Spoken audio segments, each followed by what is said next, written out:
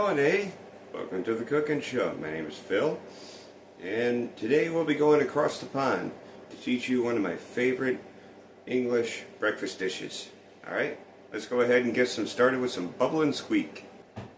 Okay, so we got our oven preheating to 400 degrees. Let's go ahead and take some russet potatoes and go ahead and give these a good dice. Doesn't matter what size dice you want.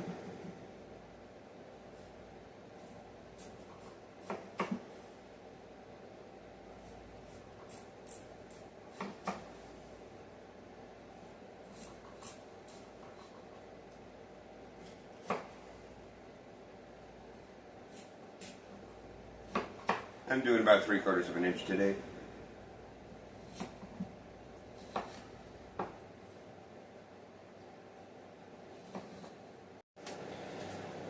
Okay, now that we got our potatoes diced up, we're going to go ahead and lay them flat on a couple of baking sheets.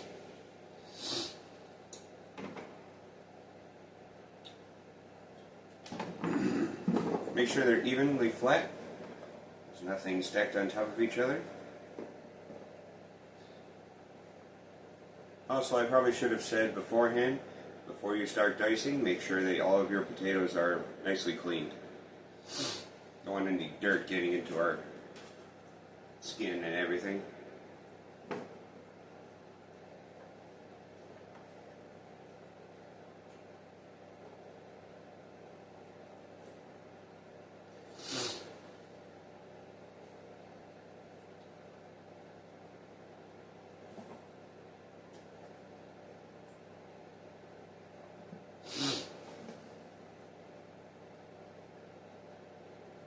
Now this is a very economical dish, and preferably it would be good for if you have leftover potatoes, but this will be a good hash brown and bubble and squeak recipe. So, alright, into our mixing bowl we're going to add 4 tablespoons of olive oil.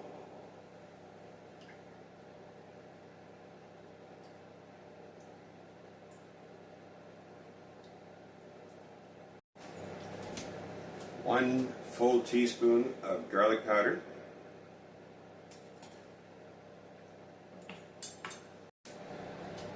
1/2 teaspoon of oregano, 1/2 teaspoon of thyme,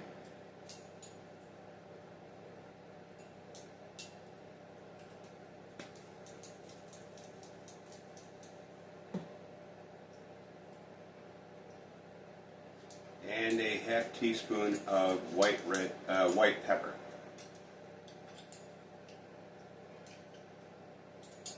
Now, why am I using white pepper instead of black pepper? Because it's a little bit milder of a flavor. You don't want the white pepper to be overpowering, or the pepper to be overpowering rather.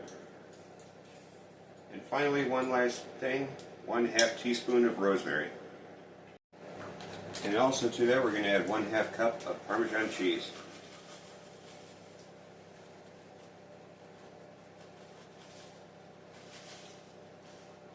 Now, this is not the crumbly type of Parmesan cheese that you get at the store. This is like the actual shredded Parmesan. Go ahead and give that a good mix.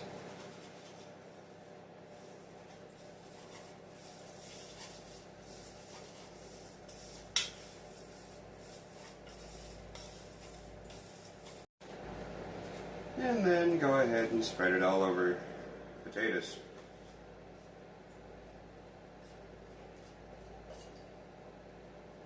If you need to add some more cheese on top of it, go right ahead, which I think I will.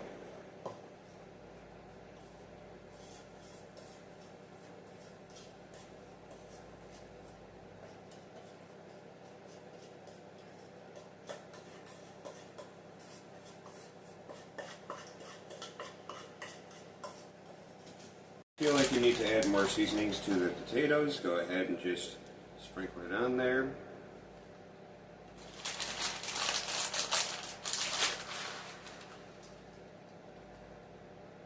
in the cheese right now.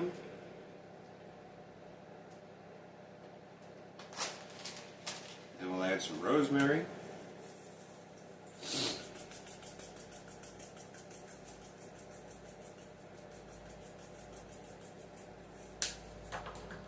Some thyme.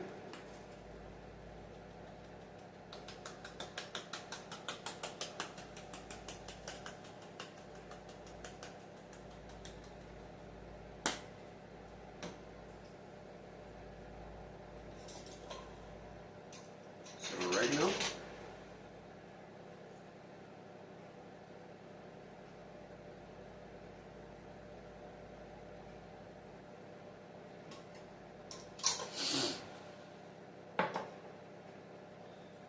If you feel like you need to add salt, you can. Some more of the white pepper.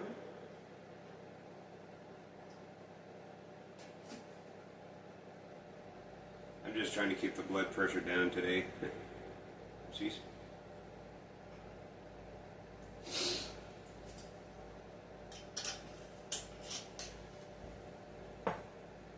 And finally, the garlic powder.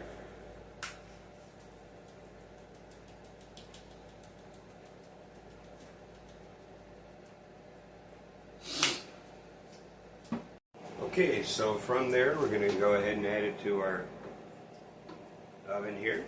Heat it up to 400 degrees.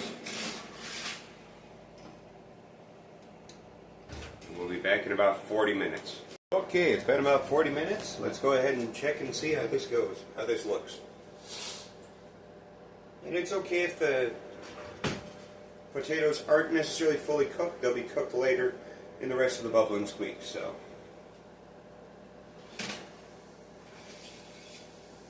Oh my goodness.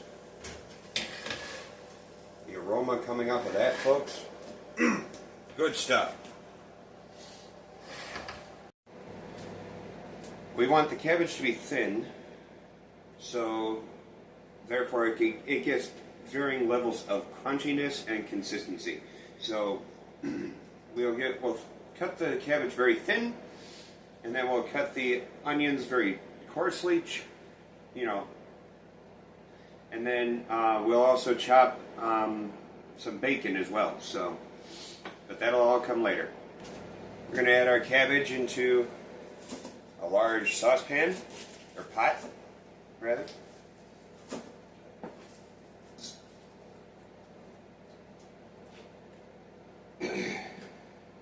Okay, so we got our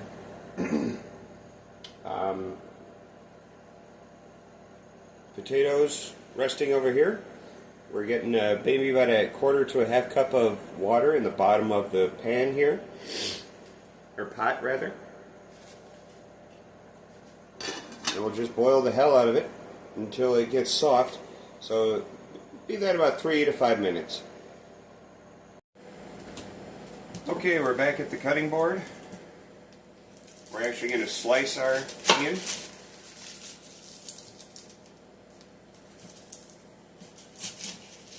We'll dice our bacon once we get to that point.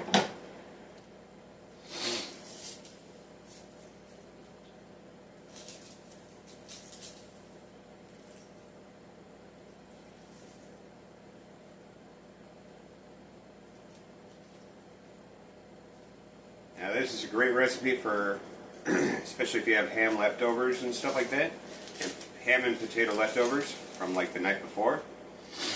Traditionally, Bubble and Squeak is usually made on Boxing Day. Obviously, you can have it whenever you have ham and...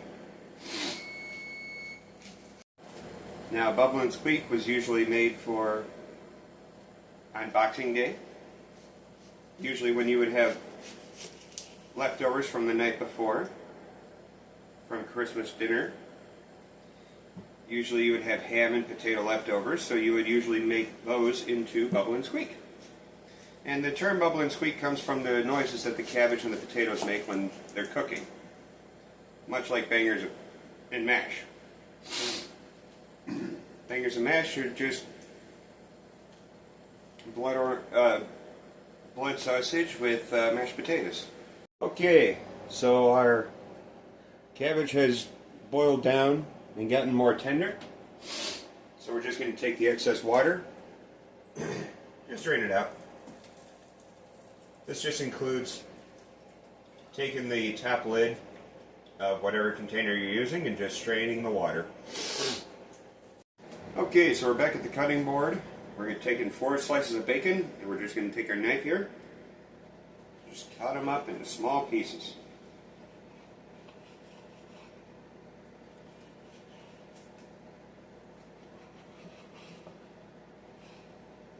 If you want to cook more of the bacon, just go ahead and either add or subtract as much as you want. And for me personally, I'm probably going to cook some more bacon, so I'll be cooking that in the oven where we cooked the potatoes earlier.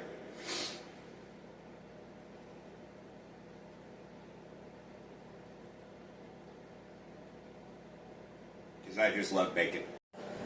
Okay, so we're going to take a deep welled frying pan and put our bacon in there. Now as the grease starts pouring out from the bacon as we're cooking it, make sure it doesn't stick, but always make sure it's moving around. But as the grease starts pouring out from the bacon, go ahead and add some of our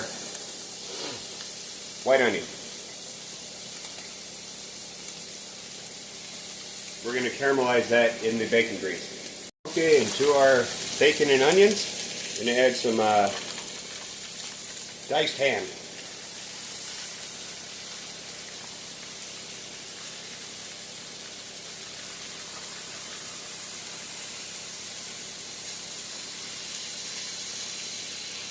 Go ahead and cook that through until that's cooked through about 5 minutes. So now that our meat is cooked through along with our onions, I'm going to bring back the cabbage, dump the meat in with the cabbage,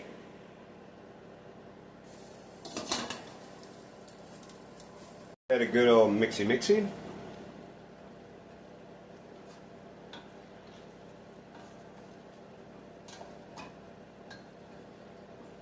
Mix that in there. To that, we're also going to add our potatoes.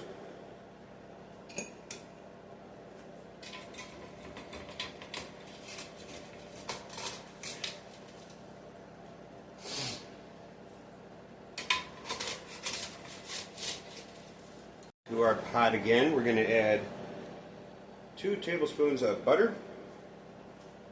Melt that down.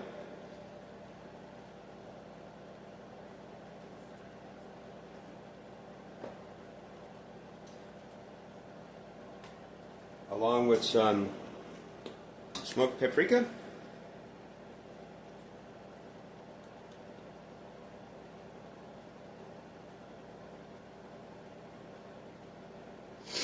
And to give it just a little bit of spice, but not a whole lot, just a little bit of chili powder.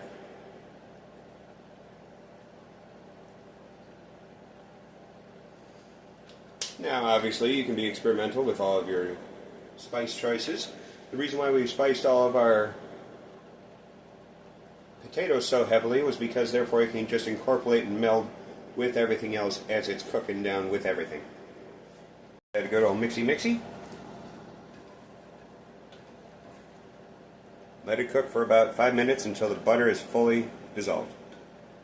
Once it's all incorporated and mixed well together, just go ahead and throw a lid over it, throw it on simmer, and let the water just evaporate out of the recipe. Alright folks, let's go ahead and check this out, eh? Got my plate here. Oh,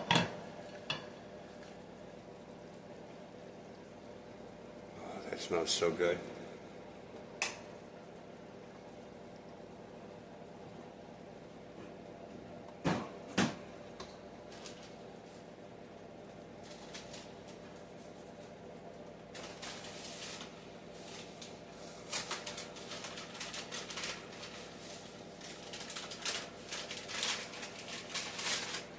Like I said, this is one of my favorite dishes that is on a budget, probably of all time. It's just so good, so nutritious. let's give it a final test, shall we?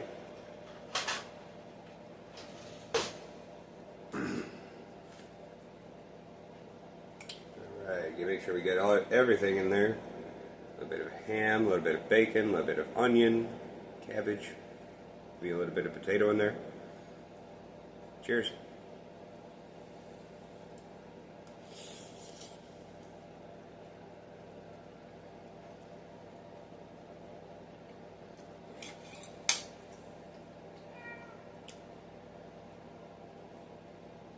I gotta tell you, that Italian seasoning from the potatoes is so good. Please excuse my cat, my parents' cat for that. But that really makes a world of difference in this dish. So, if you would like to see more cooking videos, there'll be more released this week, maybe one later today. Leave a like, comment, subscribe, turn on the notification bell. Let me know what else you want to see. As well, go ahead and go to my other channel. The link will be down in the description. We'll be restoring antique sleigh bells on that channel. So go ahead and subscribe over there if you haven't already. And I'll see you in the next one. Take care, folks.